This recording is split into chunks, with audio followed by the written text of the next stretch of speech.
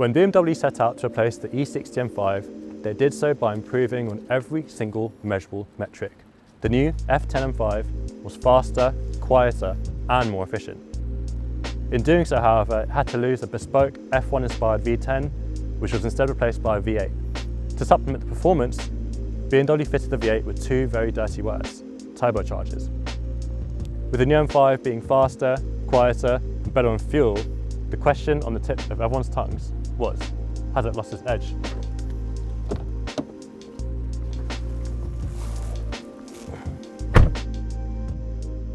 Right, we've got an F10 M5 here. This is a 1 of 10 Performance Edition Frozen Blue example. It's a pre-facelift 2012 car. And headline figures are twin turbo 4.4 litre V8, 7-speed DCT dual clutch gearbox, rear wheel drive LSD, obviously being an M car, and for once, finally, some actual proper brakes. But we'll get to that later. Now, the first thing you need to know about this car is that it's really, really fast. So this is third gear, 2K, boost comes on, and that is just ridiculous. So it's wet here. We're not going to take this past 4K. And even then, the pace this car has is ridiculous. The predecessor's car, the E60 E39, which you can actually cross up this car against, would not see where this thing went on a normal UK day, on a normal UK road, because the spread of power in this car is just bonkers broad. It starts from 3K onwards, and it makes the car so useful. Now, more than anything, obviously you can't really carry that sort of speed in the UK day to day, but what it does mean is, because this hasn't got a rarefied, individual throttle-bodied, high-revving, natural aspirated engine, you don't need to wind it out to 7-8K through a long ratio gearbox doing crazy speeds to get enjoyment out of it. You can actually enjoy this car just by doing a little pull like this. I mean, that's just so fun. That is so entertaining, and we haven't even broken the speed limit. I mean, that's unbelievable. That's a real first for an M car, because normally M cars, they're 10/10 cars, and then you get to 10/10 and the brakes start to fall apart and the chassis gets a bit sloppy. In this, you can squirt it along, just keeping it in boost. Just so much fun. And then on top of that, when you get into a corner, you can actually trust the brakes, which is great. So I'll preface this video by saying, normally we compare cars to predecessors, we cross up the two cars. I'm not going to compare this to an E60 M5, because I feel like the E60 M5 is actually a very different car with very different use cases. This is a direct successor to the E39 M5, and actually you should cross up the two cars. If you're interested in the E39 M5, you should 100% consider one of these alongside many other cars. The E60 is like a rarefied supercar in a four-door body, and that comes with some hedonistic high points, and it also comes with some low points when it comes to usability day to day. That is not a car you want to get into when you just want to get from A to B on a cold, wet morning. It's just not. It's a bit grumpy, it's a bit snatchy, it's got a tiny range, it's got terrible MPG. It's a fantastic, brilliant car. I'd highly recommend buying one, but you need to buy one. You need to cross-shop an E60 M5 against a proper supercar or sports car. This, if you want a super saloon, this will do the job very, very nicely, in the sense that when you want this car to be just a 530i, it can be, and when you want this car to be a 911 turbo chasing supercar, it also can be that as well. When it comes to the power delivery and character, this car actually reminds you a lot of a McLaren. It's got similar kind of boosty noises, it's got really strong mid-range, but it still pulls really nicely all the way through the rev range, as you'd expect for an M car. But I haven't been able to demonstrate that to you today because it's so wet and it's so slippery, and what I'm just going to show you is how this car feels just punting it around, just getting the weight loads up, getting the steering loads up, etc, etc. Right, let's break it down piece by piece. So let's start with the engine, because that is one of the biggest departures for an M car here. We've got a twin turbocharged 4.4 litre V8 engine. It's got a hot V setup, which means that there's no discernible turbo lag. There's still a discernible turbo threshold. It's very, very low at 3K, which means it's very easy to keep this car in a very, very fun, entertaining power band. It's a monster of an engine. It delivers 550 horsepower, huge amount of torque. It can overwhelm the rear wheels in any gear, so you need to use throttle control, but the mapping of the engine and the long throttle pedal means that's an absolute joy to do. You would think it'd be frustrating not being able to use full throttle all the time. It's actually very, very fun, very exciting, And it means this car has an added engaging dimension to it, even in normal driving, which I love. It means this car is entertaining and engaging all of the time, not just at 10/10. It feels special without feeling intimidating. That's a very difficult balance to strike that I've only had really in a 911 Turbo as well. That's the only other car that's managed to achieve that. But this is actually way more exciting to drive around normally than a 911 Turbo, which is a big bold statement, but it's absolutely true. That engine delivers its power through the 7-speed DCT. This is the first and only dual clutch M5. The M5 that came after this was a ZF 8-speed automatic, which was technically better, almost as quick shifting, better ratios, but it didn't have the crispness that this car has. Just instant. It gives me the same level of control, aside from having the actual clutch pedal, it gives me the same level of control and response that I feel like I have in a manual, which allows me to drive this car so intuitively and telepathically, which is exactly what you want from an M car. Even if you're not driving at 10/10, you want that feeling of being complete, total control of the chassis, the engine, the power delivery. This delivers that in spades. It's such a feelsome car, which you just wouldn't expect looking on paper. Seeing a turbocharged, automatic 2-pedal car with electric power steering, you'd expect it to feel numb compared to the cars that came before. It's actually genuinely just as engaging. You just don't get the physical motion of using a clutch and twisting a lever around. So that DCT gearbox is operated via paddles on the steering wheel. As you expect, we've got right hand side for upshift, left hand side for downshift. Very satisfying pedals to use, super responsive, nice feel in the hand, very, very well placed for that steering wheel. Now, that steering wheel, this is another departure from BMW, is lovely. It's not too padded. This one's Alcantara, and it's not too thick. Normally BMW M steering wheels are so thick and so padded, you lose any steering feel that's communicated through them, just through that steering wheel, and it's not a nice feeling in your hand. This one, it feels like a Porsche GT steering wheel, and that's high, high praise. It is the perfect dimension, perfect level of thickness, perfect feel in my hands. It's a really nice looking steering wheel as a bonus. Got very easy accessible multifunction buttons that don't get in the way. Spot on. This is the best generation of steering wheel that BMW ever did, in my opinion. Now that steering wheel connects to a electronically assisted steering rack. And I know what you're thinking, turbocharged engine, 2-pedal gearbox, electronic power steering, doesn't add up for a feelsome characterful car, but actually it does. So yes, you don't get that lovely thing called road feel in this car. It's not communicating the changes in road surfaces. It doesn't communicate the kind of patchy grip levels that you might get in the UK. But the amount of grip that this car generates means that that's not necessarily necessary.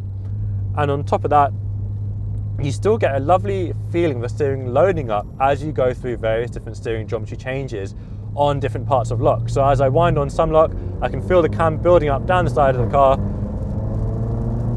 and you get a very, very accurate feeling of how much grip you actually have available. You have to augment that with your own perception of the road surface, but you do that anyway. No matter how much steering feel you would get from the road, you're still going to look at the road surface and think, okay, here's how much I have left in the bag. The other thing is that the steering is beautifully geared, it's very, very accurate. There's no on-center dead feeling that you sometimes get in the older cars. This is a huge, huge upgrade from the E39 M5, which had that steering box that was fairly sloppy and fairly slow, and it's about on par with the E60. The E60 was hydraulic, got a bit more road feel from it, but the sensation of the steering loading up in your hands was about the same. So pretty much no loss from having the electronic steering system in this. BMW M cars never had the most feelsome steering racks anyway, so it's not really a massive departure from them, even if the tech is slightly different. Now that electronically assisted steering rack connects to an incredible chassis. I've always said that BMW's best product when it comes to chassis dynamics is the 5 Series. It was the case with the E34, the E39, the E60, and it's most certainly the case here. I don't know what it is. I think it's because the additional R&D, the more sophisticated suspension setup. With the E39, you had the twin arm setup that's carried over all the way through in terms of the design principles at hand. So you get very little bump steer, very little dynamic change under quite choppy roads, and you retain fantastic ride comfort despite the fact that it's a very, very sharp, very predictable, very balanced chassis. So we've got an amazing front end, very, very bitey, grippy front end. You'll really struggle to get this car to understeer. It's neutral coming into fast sweepers, it's confidence inspiring. You don't get the feeling of the grip building on the side of the car because the lateral movements in this are so well controlled. You don't really get the body rolling around despite this being quite a heavy and wide car. But again, you don't necessarily need that information because you can trust the chassis of the car because it's so confidence inspiring, which is an incredible feeling, an incredible achievement given the size and dimensions of this car.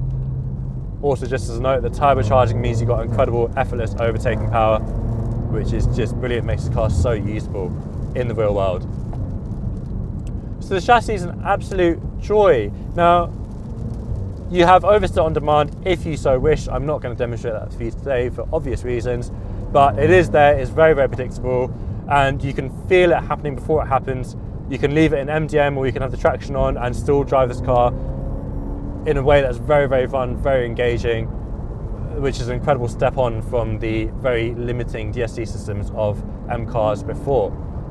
The chassis is a joy, it's an absolute highlight, and it's this car's USP over its direct competitors like the E63 AMG. The other thing is that chassis encompasses an extremely practical package. We've got 7 series like rear seats here, 7 series like boot. This is a car you can live with. It's the do everything car. You'll never ever feel like you're in the wrong car, ever. You know, this is a car that can deliver 10 tenths down the country lane. You can daily, you can use it on big road trips. You get decent range out of it for once, finally. It's comfortable. Honestly, it really is a do everything package. It's such a compelling proposition to have that in a car that can perform like this. Now that brings us on to the interior itself. Again, this is a return to form from BMW. So we've got the slight driver focus here. It's not as strong as E39, but the center console is still angled towards me, which is really nice, classic BMW touch. This was the last BMW to feature 2 classic analog dials in front of me. They are absolutely beautiful, a really nice blend between modern and analog.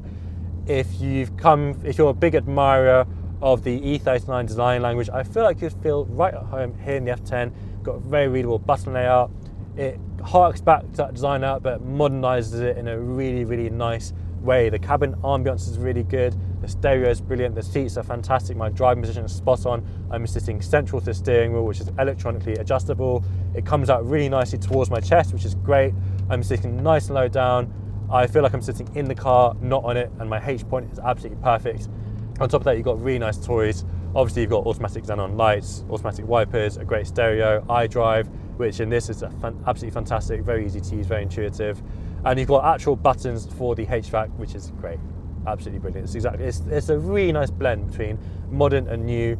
My only criticism, like all modern cars, it bongs at you a little bit, and the indicators are a bit odd with the way they self-cancel. I'm sure you get used to it. If you've had modern cars, then you'll be absolutely fine. I'm just a bit of a Luddite, and I drive around in late 90s, early 2000s stuff, so I'm used to just flicking an indicator up or down, whatever. Criticisms, well, this is a very big car. It's very wide. You're sitting very far away from your passenger, and it can be a bit intimidating driving this down some of the more narrow UK country lanes, especially with a tendency for modern SUV drivers to straddle a white line. You know, you do need to really manage the size of this car. It's not unusable. It's obviously smaller than the modern 5 Series and modern saloons, but it is sometimes slightly intimidatingly wide. Generally speaking though, it does the M car thing of shrinking around you when you're driving it quickly because of the confidence that the steering, the engine, the gearbox and the chassis give you. And for a car this size, the visibility is absolutely brilliant. The way in which I sit relative to the A-pillar, the windscreen, the glass makes this a very, very easy car to place. The other criticism I have, the DCT text I'm getting used to. If you're used to automatics, you need to kind of forget your driving logic with that. It won't creep automatically. You need to prod the throttle, let it engage the gear, and then it's off. If you give it a bit too much, it will jerk forward. It's a bit like dumping the clutch in a manual, so you don't want to do that. You just want to give it a prod and then set off gently. It can make 3-point turns a tiny bit slower than they should be, but to be honest, that's any modern automatic or 2-pedal car, generally speaking. They all have a bit of a delay when you engage drive or reverse. With this car being fairly big, you're not going to be whizzing this through 3-point turns anyway. You're going to be taking your time, and that's fine. That's the way of the world. To counter that, you've got a reverse camera, which is very, very good. Lovely big mirrors, great visibility. It's a very easy car to maneuver. Generally speaking, this is a car you can live with. This is a car that you can replace a 2-car solution with just one. This is a car that you can cross-shop against an E39 M5, against an F80 M3 for much less money as well. Against modern supercilinders, it does everything a modern supercylinder would do with a little bit of analog engagement as well. What a fantastic car. If you're graduating from a 911 turbo, your kids have grown up a bit, you know, they're too big to fit in the back of one of them, get one of these. Honestly, you will not look back. It's absolutely fantastic. It's absolutely brilliant. As a long-term BMW fan, it was so interesting driving this F10. This was the first proper rendition of BMW's big step change into electronic steering and turbocharged engines. Despite that, it manages to project core M principles through the way it drives, with an unimpeachable connection to that fantastic rear axle and an aggressive, meaty, motorsport feel to the way the car feels in your hands. Yes, the steering isn't alive. Its responses sometimes feel artificial, and if you're looking to criticise it, you'll find plenty to talk about. Overall, however, it works well. It's sharp, accurate and beautifully geared, and it connects to a wonderfully trustworthy front axle. Proper brakes are more than welcome. If you're stepping out of an E39 M5, you'll feel surprisingly at home in this very different beast, which, whilst mechanically radical, feels surprisingly traditional to drive. And this car is coming live to shootingbrake.com. Shootingbrake.com is the auction platform for car enthusiasts. We've got a fantastic 10-day auction format. It's clear, it's transparent, it's easy to use. This car could be yours on your driveway with a click of a finger. We've got over 100 detailed photographs, including photographs showing the condition of the paintwork on every single panel. You can basically view this car from your living room. And if you want to view it in person, all you need to do is drop a comment on the inbox and the seller will get in touch with you and arrange for the viewing. The seller is Uvis from Ultimate Velocity. Ultimate Velocity is a fantastic M car specialist in Surrey. They know everything about M5s. Uvis graduated from an E6 M5 into this. He's had this for a year. He's used it as a day-to-day car. The car's been cherished. It's had everything it's needed. It's a fantastic, fantastic example. As far as buyer profiles go, you can't do better than buying a car from Ultimate Velocity. So I'm going to leave it there. Thanks so much for watching, and make sure you stay subscribed for more videos about the cars that you love. Shootingbrake.com is your home for enthusiast cars, be it an underappreciated future classic or a bona fide present-day icon. Our auction platform is exciting, transparent and simple, and trading with us gives you access to exclusive events, including track days and meets. Make sure you stay subscribed, and see you next time.